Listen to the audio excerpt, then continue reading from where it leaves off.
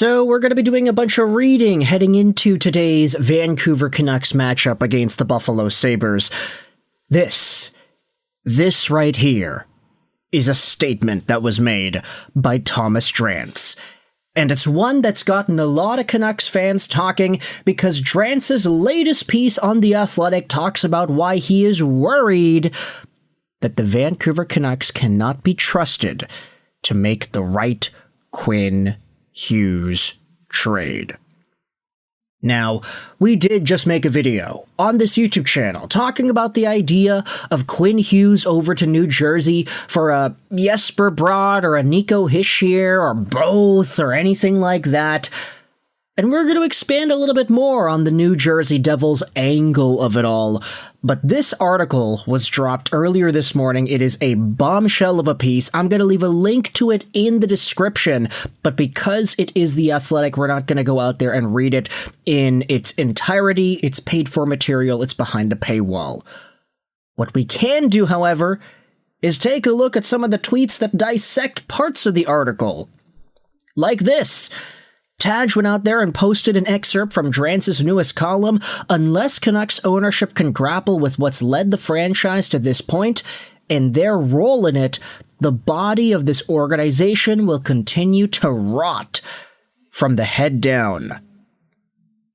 Francesco Aquilini, Canucks ownership, grappling with the idea that they have been meddling too far. Is it possible?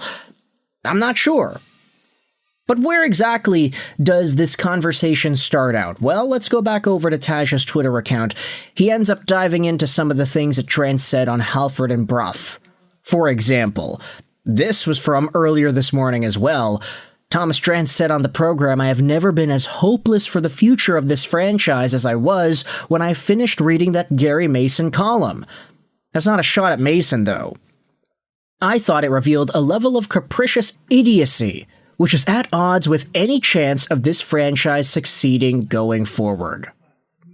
He feels like this because of the lies the organization is telling themselves, like them believing they were a contender until they had to trade JT Miller, which we did speak about in the previous video on this channel, by the way. And I will say, again, Vancouver was a very strong contending team in 23-24, so I can understand the idea where it's like, yeah, you had a good chunk of those 23-24 pieces returning for 24-25. Why could you still not be a contender that year? And it all boils down to how quickly team dynamics shifted and what JT Miller and Elias Pettersson's relationship got to, which was totally out of left field. And I don't think anybody really was prepared for that. That trade and that situation set the team down a bad path, and JT Miller went from a 100-point scorer to whatever he is now in the span of 2 years. Now, there was some other stuff that was talked about. CTV News at the Langley Food Drive earlier this week ended up asking Quinn Hughes if he plans on staying in Vancouver. Hughes didn't give a straight answer. He just said that he's focused on what he can control. And that was a video clip that was going kind of viral yesterday.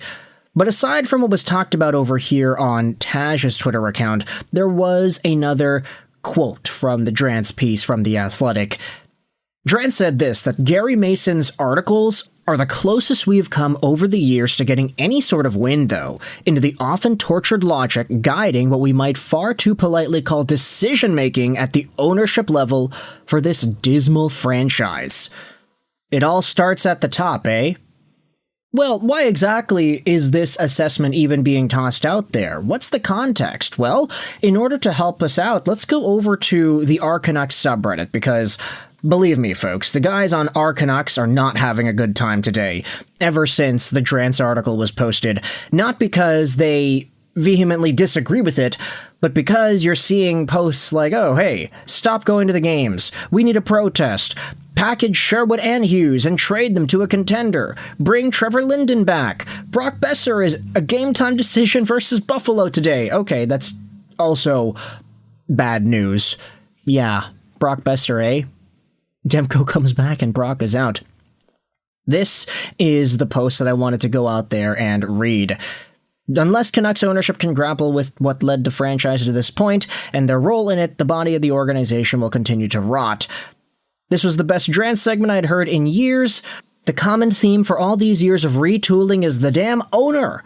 Gotta start hitting them at their wallets or else we'll just constantly go through retoolings for the next decade. His appearance on Halford and Bruff was excellent. Drance is putting Aqua's feet to the fire so directly, and it's the most important thing any Vancouver media member has ever done. R.I.P. Jason Botchford. He compared the Canucks strategy to microwaving a burrito. Take a look at this comment over here. This was Drance on the Canucks ownership and management, how they're lying to themselves. And in the hit, it was insinuated that the Vancouver Canucks may be trading Quinn Hughes for a guy like Nico Hischier. And the way it's presented makes it seem like it could be a one-for-one type of transaction, which, look, I'll say this. We just made a video talking about the idea of Brott or Hischier coming over to Vancouver for Quinn. I was not thinking it would be one-for-one. My gosh, if it's Quinn Hughes for Nico Hischier as a straight-up one-for-one transaction, firstly, what the hell? You're losing out on so much potential value on Quinn Hughes. Secondly, that doesn't really bring the Canucks up to competitive status in any way. You'd be losing out on your best defenseman, one of the best defensemen in the league, and just getting back a top center in return?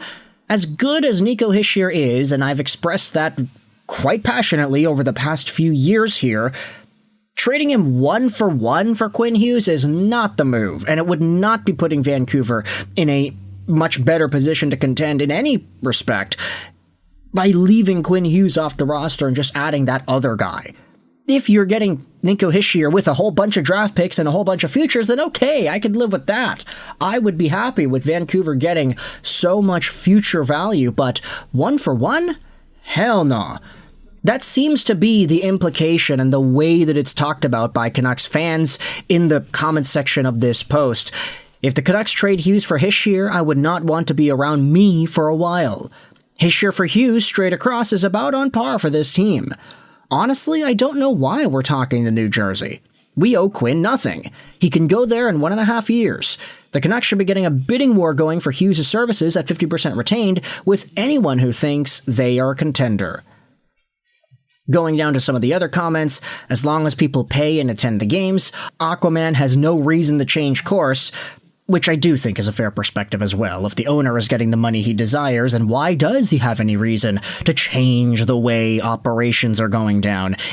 If his hand at deciding what kind of moves is resulting in money in his pockets, then he's got no reason to change it. Which is why a lot of folks are saying, hey, we got to start chanting stuff at the games. We got to stop buying tickets to the games. Stop buying beer. Stop buying concessions. Stop feeding into this cycle that give Vancouver billionaires all the ammo they need to continue with the ideas that they're presenting. Why do people still support this crap? Do they? I look at the next 3 Saturday games at San Jose, Boston, and Edmonton and see a lot of unsold tickets. I'd bet if they'd showed a chart of ticket sales that would have started strong in the preseason, and it probably would have fallen off a cliff too. Benning set the Canucks back a decade with the OEL trade. If Alvin and Rutherford fumble the Hughes trade, this will set them back even more. So at the end of the day, it does seem like Vancouver hockey is in a dire situation based off of the perceptions that the Gary Mason article provided us.